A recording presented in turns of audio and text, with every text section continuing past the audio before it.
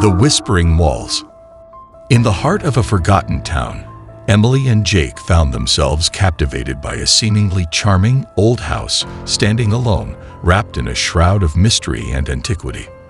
They eagerly moved in, blissfully unaware of the chilling secrets it held. As the sun dipped below the horizon on their first night, an unsettling stillness enveloped the house.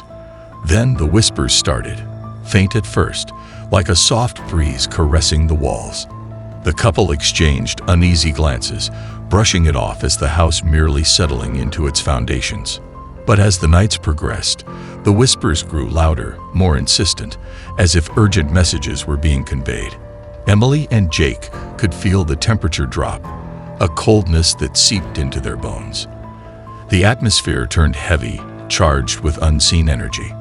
Curiosity now tainted with fear, Emily began researching the house's past, only to uncover a series of harrowing tales.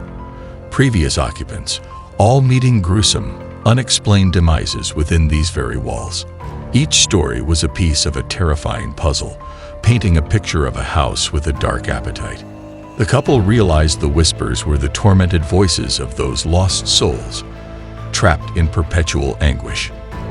The messages became clearer, desperate pleas and chilling warnings. Leave, before it's too late. Panic set in as they attempted to flee, but the house had other plans. Doors that wouldn't open, windows that wouldn't break. The house was alive, and it was angry. The walls seemed to pulse with a malevolent energy, the whispers now deafening screams. Visions of the past occupants' final, terror-filled moments played before their eyes. The house relishing in their fear. Emily and Jake could feel their energy being drained, their spirits weakening. As the days and nights melded into a continuous loop of horror, the couple was subjected to unspeakable torment. The house fed off their fear, growing stronger, its walls vibrating with the accumulated terror of decades. In their final moments of clarity, Emily and Jake understood their fate. They were to become one with the house, their spirits consumed and trapped. Adding to the chorus of whispers, their final screams joined the symphony of the damned as the house claimed its newest victims. The house fell silent, waiting, its walls whispering for the next unwary souls to cross its threshold. And so, the cycle of horror would continue, the house feeding off the terror it induced, an insatiable entity lurking in the shadows of forgotten tales and whispered warnings. The man in the photograph.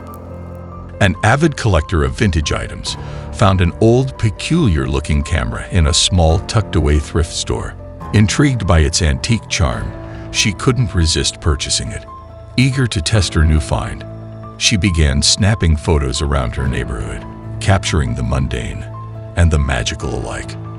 Days later, she developed the film, anticipating the charm of vintage photography.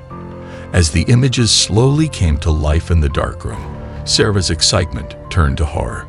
In every photo, there was a man, unfamiliar and unsettling, his presence uninvited, his expression sinister, eyes piercing through the photograph, as if staring directly at her. In the first few pictures, he was a mere blur in the background, easy to dismiss as a trick of the light. But in each subsequent photo, he was closer, clearer, his features twisted in a malevolent grin. Sarah's heart raced as she realized the backgrounds were not random. They were places she visited daily, her favorite cafe, the park she jogged in, even the bookstore she frequented. Panic surged through her veins as the implication became clear. This man, this entity, was stalking her, and the camera had revealed his haunting presence. Desperation took over, and she destroyed the photographs, hoping to sever the connection. But the man from the photographs had other plans. Sarah started noticing him, a shadow in her peripheral vision, always just out of sight. She could feel his gaze, heavy and threatening, as the air around her grew colder, more oppressive.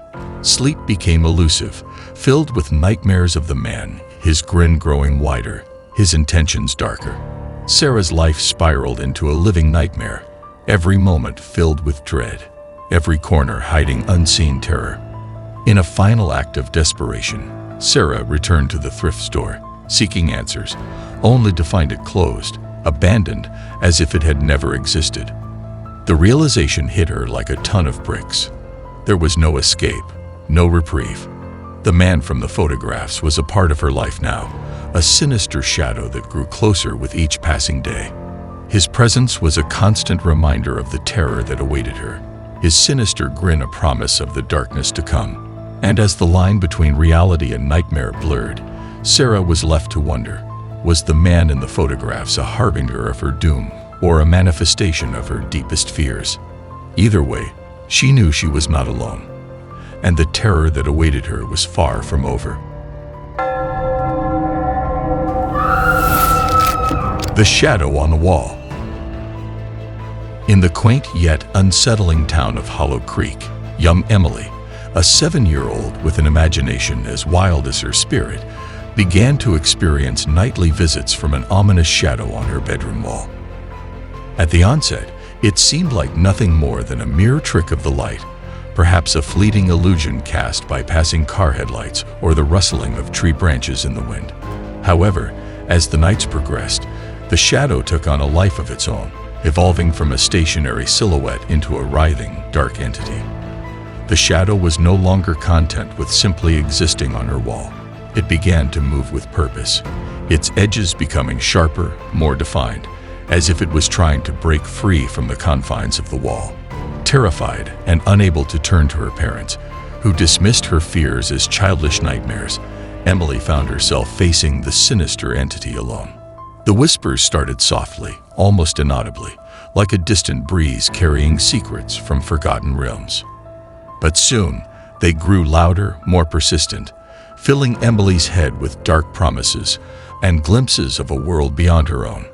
A world filled with perpetual darkness, where twisted, gnarled trees reached out with claw-like branches, and the air was filled with the cries of tormented souls. The shadow promised her a place in this realm, an escape from the pain and loneliness of her existence. It spoke of power beyond her wildest dreams, and a sanctuary where she would never feel scared or alone again. As the days melded into weeks, the once vibrant and lively Emily withered away, her energy sapped, and her eyes devoid of their usual spark. The shadow's whispers were now a constant presence in her head, urging her to succumb, to join it in the dark abyss. In her desperation, Emily turned to her grandmother, a wise old woman with a history of dabbling in the arcane and mystical. With a heavy heart and sorrow-filled eyes, the grandmother revealed the truth about the shadow.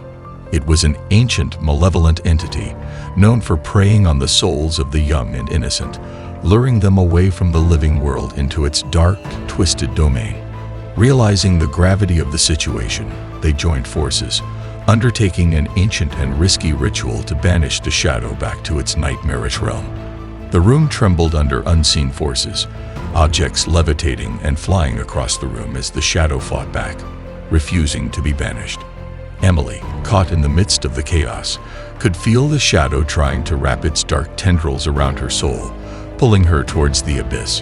Her screams pierced the night as she fought against its pull, her grandmother chanting louder, her own life force waning as she battled the entity. With a final, heart-wrenching scream, the grandmother sacrificed her very essence, a burst of ethereal light filling the room, severing the shadow's hold on Emily and forcing it back into the dark realm. The aftermath left Emily's world irrevocably changed. Her room, once a sanctuary, was now tainted with the lingering presence of the shadow. She no longer saw the entity, but its whispers haunted her dreams, and the visions of the dark realm played in her mind like a never-ending nightmare. The shadow's promises of power and sanctuary turned into threats of vengeance and torment. Emily was free from the shadow's grasp, but the cost of her freedom was steep. She lost a part of herself to the darkness, and the silence that followed was filled with the echoes of her grandmother's sacrifice and the malevolent whispers of the shadow on the wall, a constant reminder that evil lurked in the shadows, waiting for the right moment to strike again.